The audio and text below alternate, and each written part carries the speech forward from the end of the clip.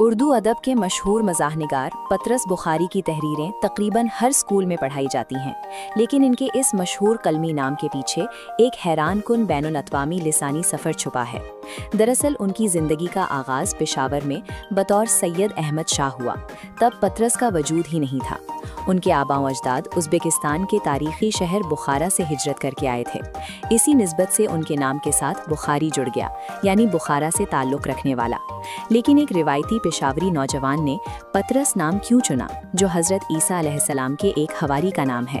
اس کی وجہ ان کے ایک پسندیدہ انگریز استاد پیٹر واٹکنز تھے۔ احمد شاہ انگریزی مضامین میں استاد کے احترام میں قلمی نام پیٹر استعمال کرتے تھے، اور اردو کے لیے انہوں نے اسی پیٹر کا فرانسیسی اور عربی روپ پطرس اپنا لیا۔